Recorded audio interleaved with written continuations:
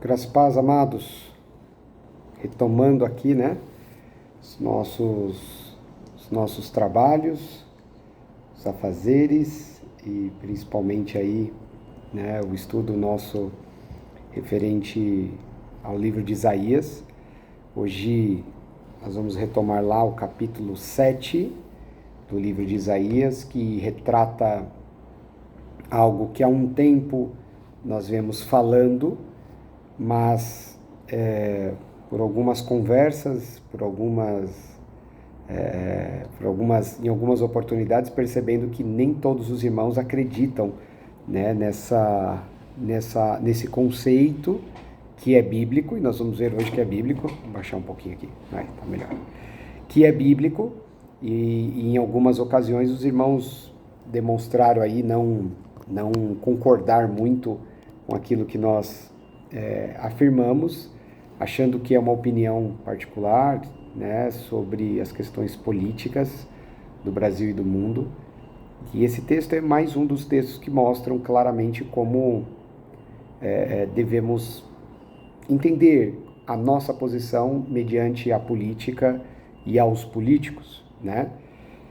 Isaías capítulo 7 é um capítulo que nos faz refletir muito sobre a nossa confiança no Senhor. Será que realmente nós confiamos? Porque é uma confusão significativa quando pensamos na fé em Cristo, né? Ah, não, eu creio no Senhor. Bom, se você crê, então por que se desespera? Se você crê, então por que se preocupa? Se você crê, então por que, né, você arranca os cabelos, não dorme, vive à base de remédio? Né? Então, é uma reflexão sobre isso. Mas, como de costume, né, queridos, antes de iniciarmos nossa leitura, nós vamos orar, pedindo ao Senhor discernimento e sabedoria para podermos avançar na compreensão e no entendimento sobre o reino de Deus. Amém? Feche os teus olhos e fale com o Senhor aí onde você estiver. Amém? Pai, nós somos fruto da tua misericórdia, do teu amor, e sabemos reconhecer que sem ti nós nada somos. Tu és a razão e o motivo de estarmos de pé ainda. Tu és a razão e o motivo que nos move, Senhor, o teu povo, aqueles que têm sede e querem, Senhor, serem transformados e querem também causar transformação. Senhor, estão hoje, neste momento, parando os seus afazeres para se dedicar a aprender mais de Ti, para sermos aperfeiçoados, para que no exercício da missão, do ministério, da obra que o Senhor nos confiar, possamos, Senhor, ser aqueles servos, ser ferramentas de excelência nas Tuas mãos, Pai. É o que estamos a orar e pedir ao Senhor pelo nome daquele que nos transformou, nos alcançou e nos salvou, Jesus Cristo justo, Pai. Assim nós oramos e selamos este tempo na Tua presença. Amém. Amém, queridos? Isaías capítulo 7. Apesar de ser um capítulo relativamente curto em termos de conteúdo e objetividade, é um capítulo muito objetivo, é um capítulo que faz nós refletirmos muito, como informamos já no início, sobre a nossa confiança no Senhor.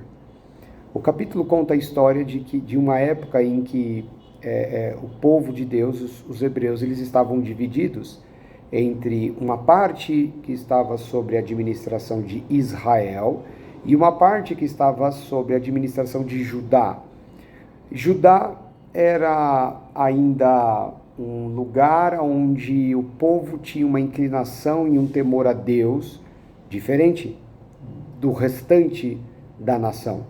Era um povo mais fervoroso, era um povo mais temente a Deus, com usos e costumes mais alinhados à lei mosaica, enquanto o resto da nação, né, vivia numa condição que o próprio texto vai contar, se associando com pessoas, reis e reinos que não faziam parte da vontade do Senhor.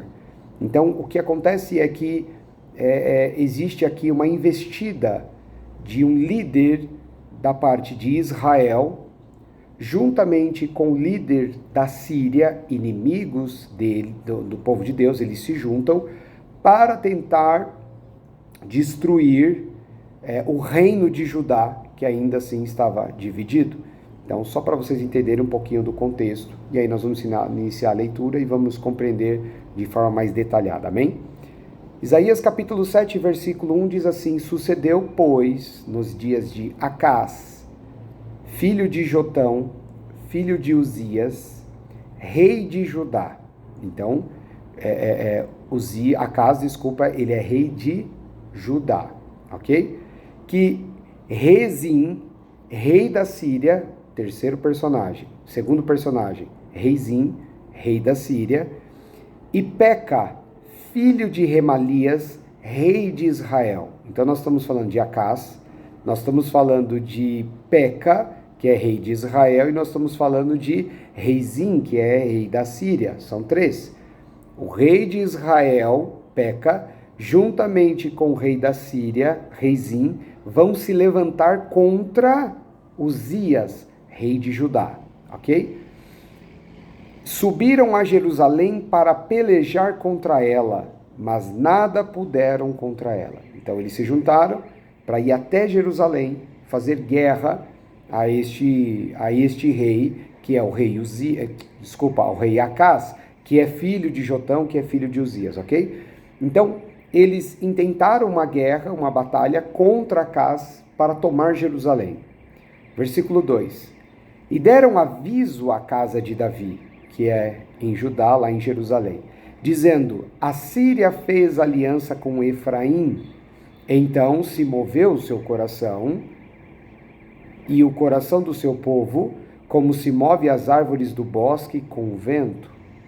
Então eles recebem uma notificação, Acás recebe uma notificação de que os descendentes de Efraim, do patriarca, se juntaram com a Síria para fazer guerra contra eles e estavam fazendo esta investida.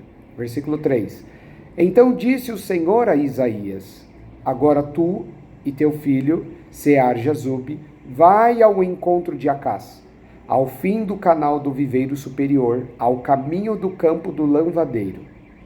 E disse-lhe, 4, acautela-te e aquieta-te, não temas, nem se desanime o seu coração por causa desses 2 pedaços de tições fumegantes, por causa do ardor da ira de Rezim e da Síria e do filho de Remalias.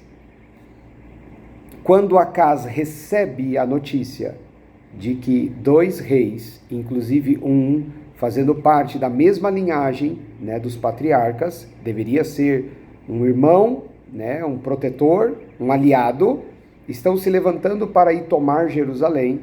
Antes que o texto pudesse descrever que Acás estava preocupado, desesperado, o Senhor antecipadamente vem até o profeta Isaías e fala: olha, dá um recado a ele. Vai até Acás e fala para ele não se preocupar, acautelai-vos, não se preocupe, aquieta-te, não tenha medo e não desanime o seu coração por causa desses 2 que ele chama aqui tições fumegantes. É uma expressão, queridos, que está reduzindo e rebaixando e muito essas 2 autoridades, da Síria e de Israel. O Senhor está falando assim: não tenha medo desses pequenos fósforos, não tenha medo desses reis que estão se levantando contra você. Aqui vem o início da reflexão da mensagem, eixo principal desse texto. Nós temos 2 reis indo fazer guerra com um rei, Acás, que teme ao Senhor e que abriga nos seus muros a cidade santa e que tem Isaías como seu profeta e homem de Deus para guiar e puxar a sua orelha quando necessário. Percebe, queridos, que em nenhum momento Acás, em nenhum momento Isaías levantou um povo, definiu-se um exército para defender o nome do Senhor. Em nenhum momento. Isso é uma coisa que deveria estar extremamente claro a todos nós. Foi a mensagem de Cristo no Getsemane para Pedro quando ele corta a orelha do soldado. Não é assim que devemos defender o reino de Deus. Não é com espada. É um reino que não precisa ser defendido por nós, que fazemos parte desse reino.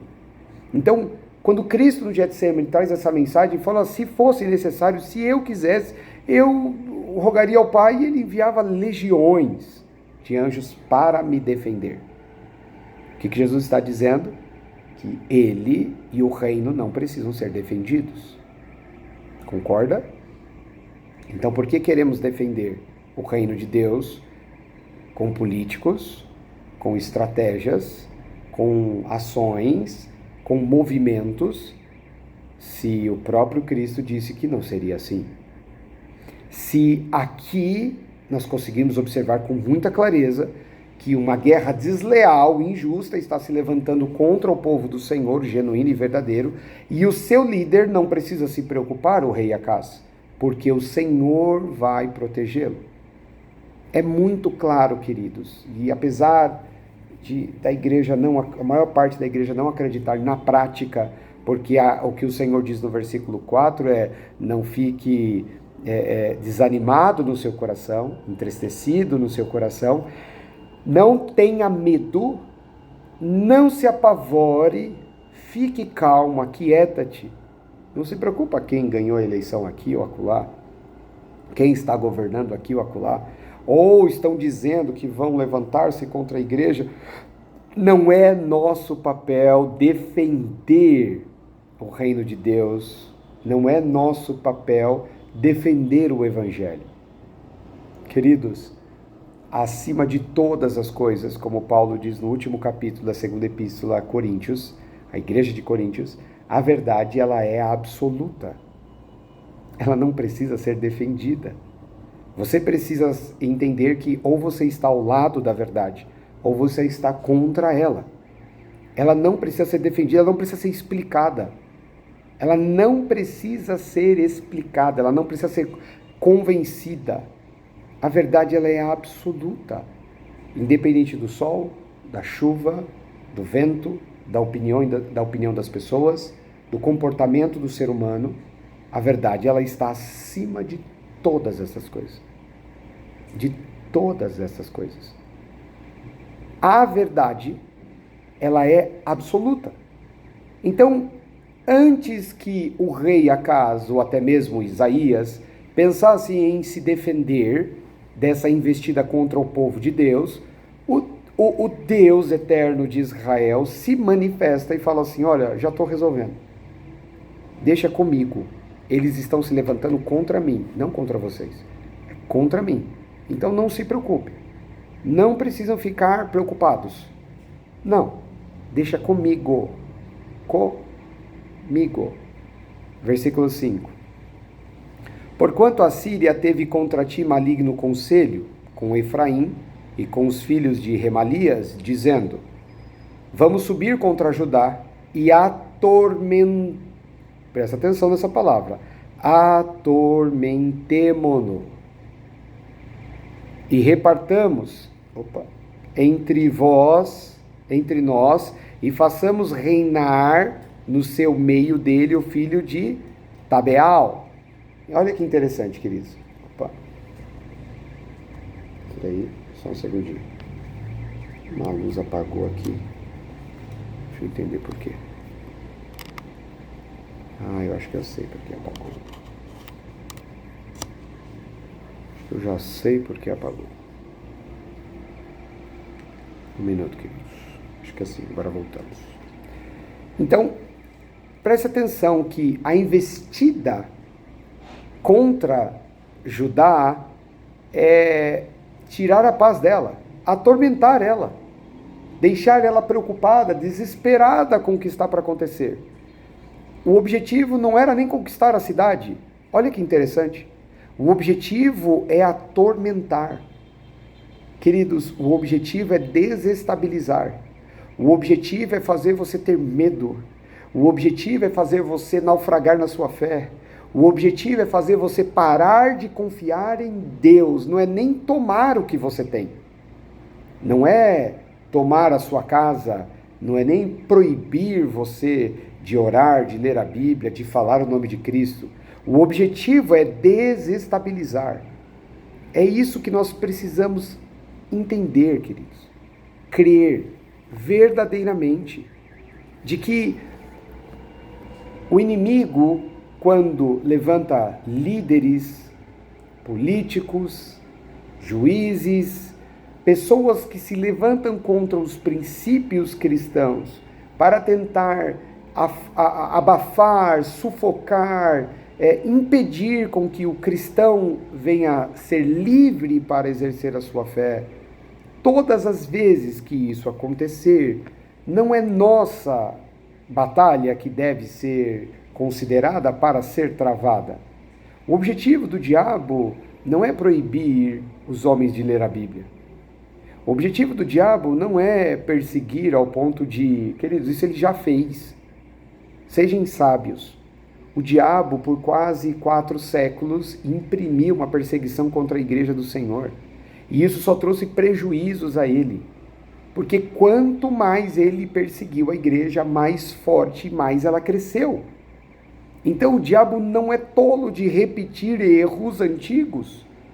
Entenda que a batalha que está sendo descrita aqui não é uma batalha para impedir, como os imperadores romanos fizeram com a igreja, como Satanás focou inicialmente contra a igreja, bem detalhado e descrito na ilha de Patmos, lá no capítulo 12 de Apocalipse.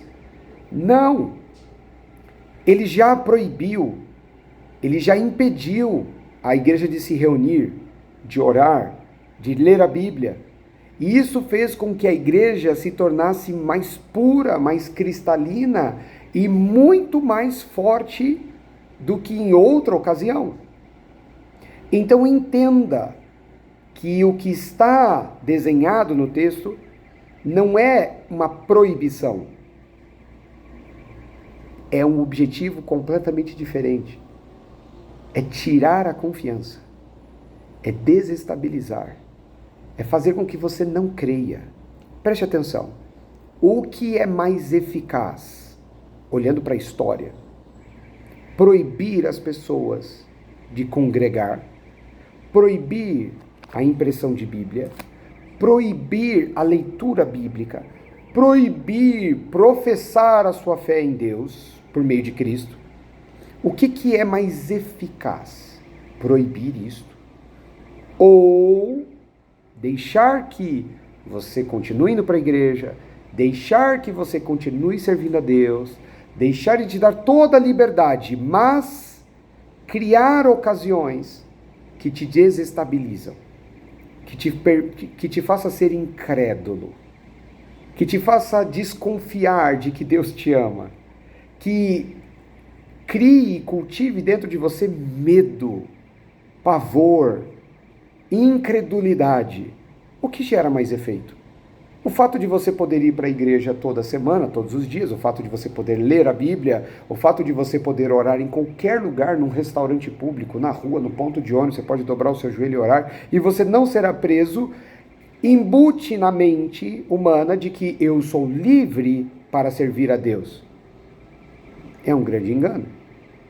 Porque você acha que está servindo a Deus com esse conceito, mas as circunstâncias que cercam a sua vida, tudo o que acontece à sua volta, te atormenta, te desestabiliza, produz incredulidade no teu coração.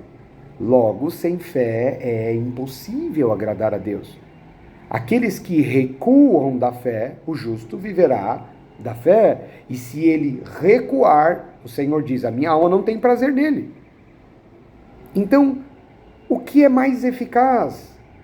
O inimigo pensa, proibir, quando você proíbe, a igreja foi mais forte, se fortaleceu ainda mais, cresceu e... Não. Proibir não é uma boa estratégia. Deixa eles acharem que são livres, mas são servos incrédulos, medrosos, covardes, que acham que são livres. Percebe que o objetivo dessa batalha era desestabilizar. não era acabar com Jerusalém, destruir Jerusalém. O texto fala assim, vamos lá e vamos acabar com o templo, vamos acabar com os muros, vamos destruir, vamos matar as pessoas. Não. Vamos subir contra Judá e atormentá-los.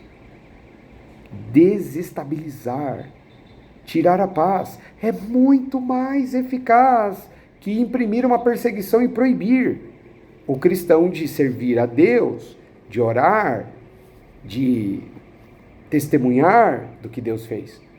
Entende, queridos, como o inimigo de nossas almas é astuto e muito sagaz. É sobre isso.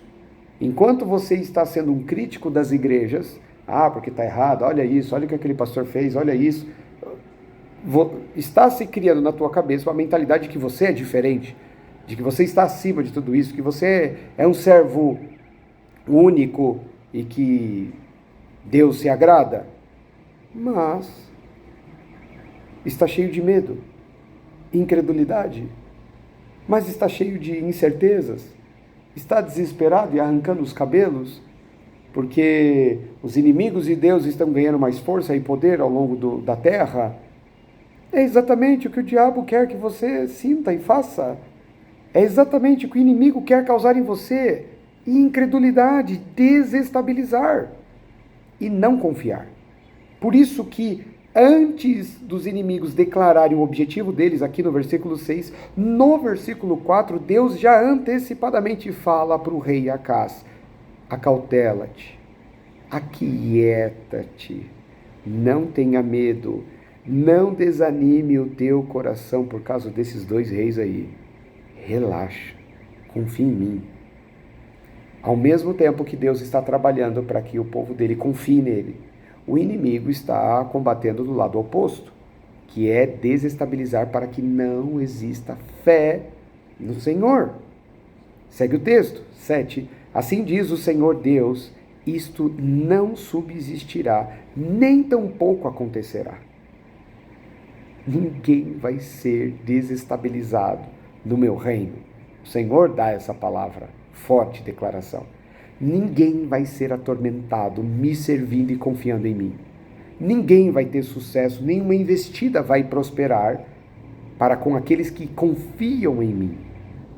8. Mas a cabeça da Síria será Damasco, e a cabeça de Damasco, Rezim, e dentro de 65 anos, Efraim será quebrantado e deixará o seu povo. Entretanto, a cabeça de Efraim será Samaria, e a cabeça de Samaria, filho de Remalias. Se não credes, certamente não ficareis firmes. Se você não acreditar nesta declaração, nessa profecia do Senhor, você vai ser destruído.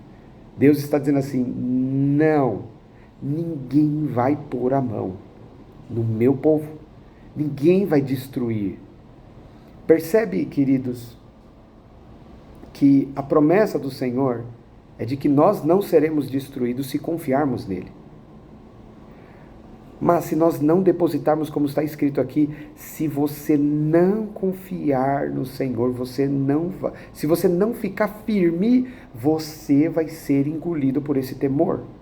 Você vai ser um servo obediente da incredulidade. Você vai pagar por isso.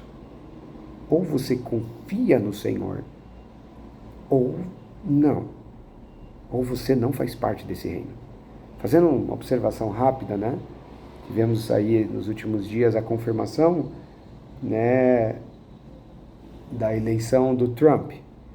E para a igreja, a maior parte da igreja aqui no Brasil, o Trump é o líder que está alinhado aos princípios cristãos. Então, a igreja venceu agora. Mas a igreja tinha perdido quando ele não foi reeleito. E aconteceu a mesma coisa aqui com Bolsonaro e Lula. É errado, queridos, pensar isso. Não é o Trump, não é o Bolsonaro, não é o Lula, não é Putin, não é Kim Jong-un, não é eles. Se você confia no Senhor, ninguém pode te destruir. É o que o texto está nos ensinando. Não precisa se preocupar, não precisa ter medo. Não precisa ficar desestabilizado, nem desanimar no seu coração. Entende o que o Senhor está a dizer? 10. E continuou o Senhor a falar com Acaz, dizendo, olha isso. Pede, presta atenção nesse texto, pede para ti ao Senhor, teu Deus, um sinal, e pede-o ou embaixo, nas profundezas, ou em cima, nas alturas. Queridos, você não está entendendo. Você não está entendendo. Eu tenho certeza que você não entendeu esse texto. Deus chega para o profeta Isaías e fala assim, fala para Acaz, para ele pedir o que ele quiser como sinal. O que ele quiser como sinal. Se ele duvida do que eu vou fazer com esses dois, fala para ele, Senhor, me dá um sinal, que nem Gideão, um novelho de lã, molhado, me dá um sinal. O profeta olha para o rei e fala assim, rei, o Senhor disse que é o seguinte, se você quiser um sinal, você pode pedir o sinal mais impossível, mais absurdo, você vê um peixe voando e batendo asas. Não importa, o que você pedir como sinal, Deus vai dar esse sinal para mostrar que Ele é Deus e que Ele vai cumprir a sua palavra. O rei Acaz, queridos, dá uma resposta que era a resposta perfeita. Por quê? Porque Deus está dizendo o seguinte, se você não confia em mim, pede uma prova, pede um sinal. Sabe o que o rei faz? 12. Acaz, porém, disse, não pedirei, nem tentarei ao Senhor. Eu sei que Deus está perguntando assim, você quer um sinal? E a minha resposta é, não, Senhor, eu não preciso de sinal nenhum. Porque quem confia, queridos, preste atenção nisso, quem confia no Senhor não precisa de sinal. Quantos crentes, queridos, estão buscando interpretar sinais, sonhos, visões, esperando uma resposta de Deus, uma confirmação de Deus para fazer isso, isso ou aquilo? O verdadeiro servo do Senhor não precisa de confirmação. É isso que a casa está dizendo. Se o Senhor quer uma prova de que eu confio no Senhor, é que eu abro mão do direito de pedir uma confirmação. Ele está abrindo mão do direito de pedir uma confirmação, mostrando o quanto ele crê no Senhor. Eu não vou fazer isso, isso seria uma ofensa. Eu servir a um Deus que me pede um sinal para que ele mostre para mim o quanto eu confio nele. Isso é ofensivo. É assim que a casa enxerga. Não, eu confio no Senhor, eu não preciso de sinal nenhum. Se ele diz que vai fazer, ele vai fazer. Isso é confiança, queridos. É exatamente o que o inimigo, de forma oposta, quer investir contra nós. Desestabilizar, tirar a confiança, destruir a nossa fé no Senhor. Ele não quer nos escravizar. Ele não quer proibir a igreja de ler a Bíblia. Ele já fez isso, queridos. Ele já perseguiu a igreja e o resultado foi terrível para o lado das trevas. Não. O objetivo do diabo, queridos, não é perseguição. Isso é tolice. Isso é para dar engajamento em rede social. E aí os pastores, os líderes falando isso, estamos sendo perseguidos. Não. O objetivo do inimigo de nossas almas é desestabilizar, fazer você sentir medo, pavor, desespero, sabe, o teu coração desanimar com o que está acontecendo.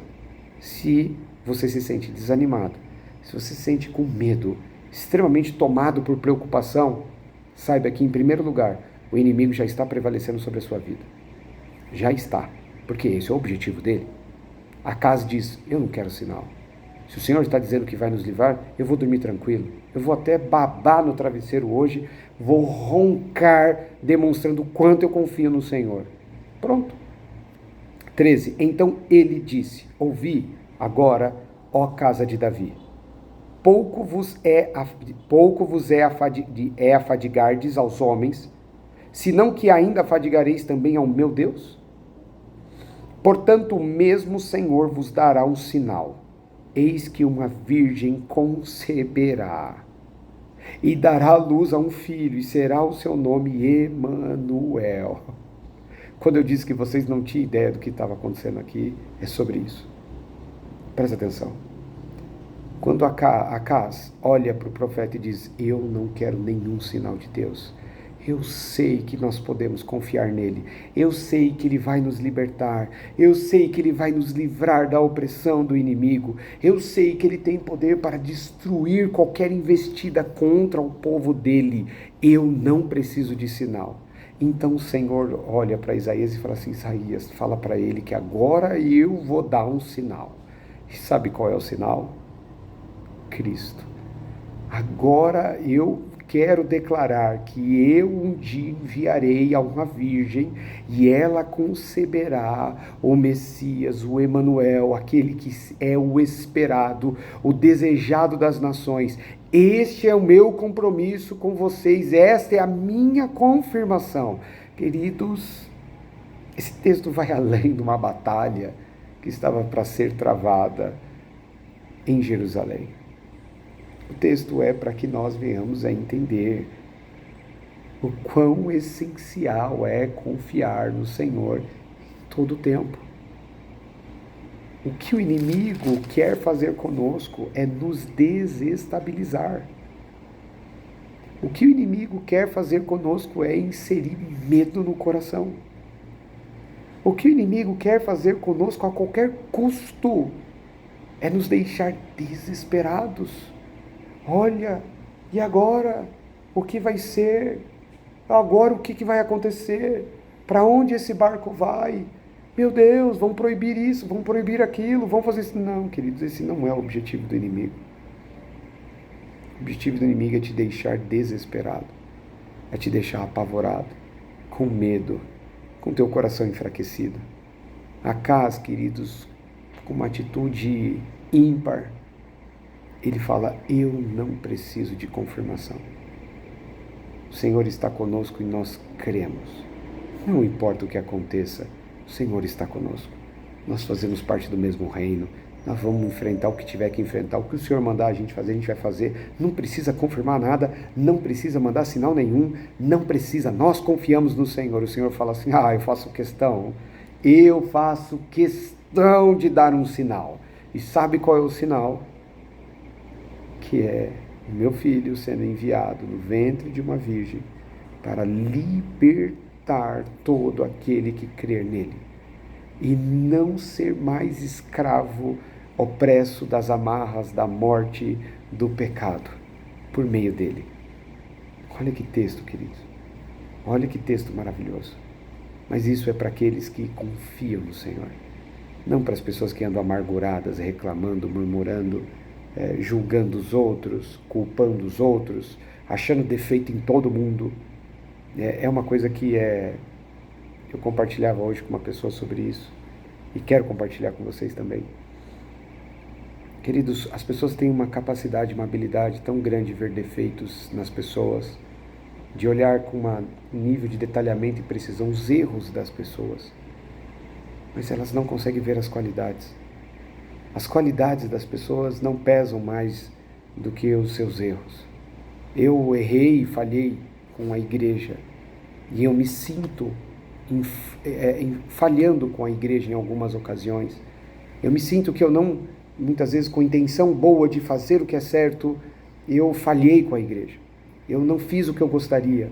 Eu queria ter feito mais, eu queria ter produzido mais, e eu me sinto em dívida com aquilo que eu gostaria de fazer. Mas, sendo sincero, se colocarmos na balança, nós fizemos mais coisas positivas e boas do que as falhas. Mas as falhas sempre vão pesar mais para aquele que tem um caráter que não confia no Senhor, que não é grato ao Senhor, que não descansa no Senhor. Um erro pesa mais do que 1000 acertos. Esse é o coração do ingrato, do amargurado, que não confia no Senhor. Pois se confiássemos no Senhor, não teríamos essa atitude. Senhor, não precisa sinal nenhum. Se o Senhor disse, está falado. E Deus presenteia eles com algo muito maior do que isso. Daqui para frente, do versículo 15 ao versículo 25, é uma descrição de motivação e empolgação depois dessa paulada maravilhosa que Deus deu para o seu povo, com esse presente, com essa pancada que eles receberam de glória e de uma promessa ímpar que este povo recebeu.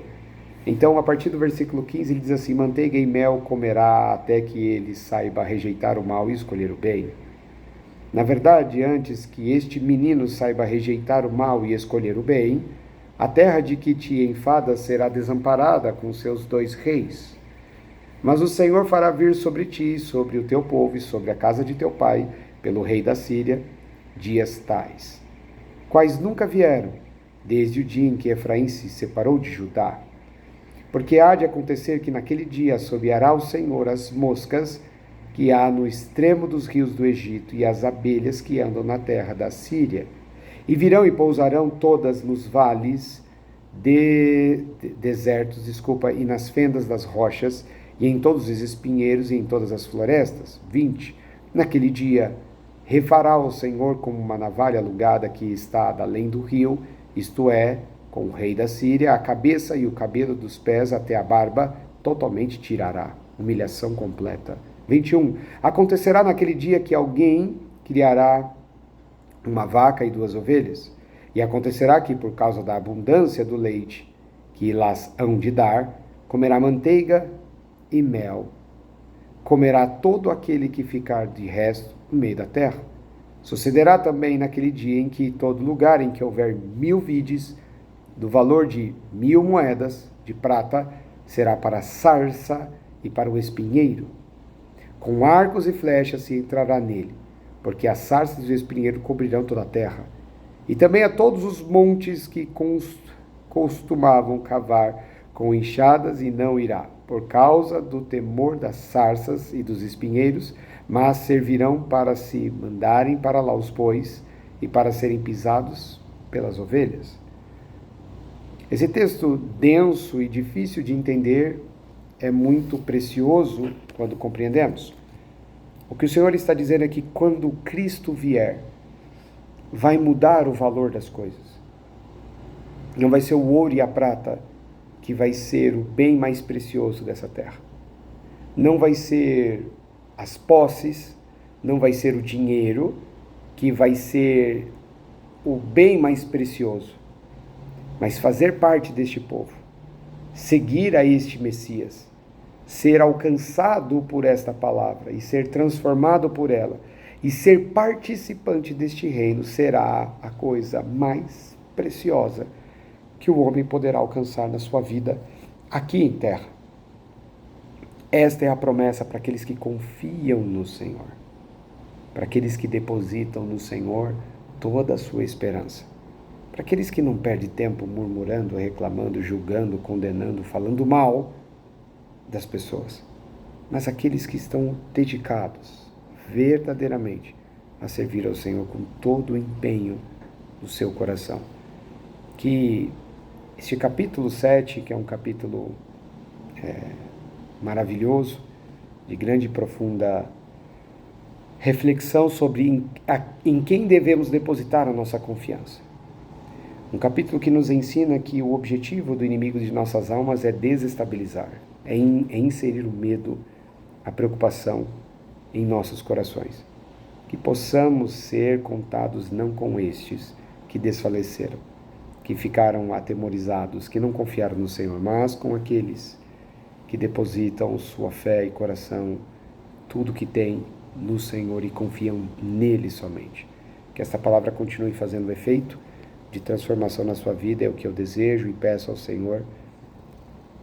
Que você continue sendo edificado, que você continue sendo transformado, como está acontecendo até aqui. Amém? Graça e paz a todos e até o nosso próximo encontro. Amém.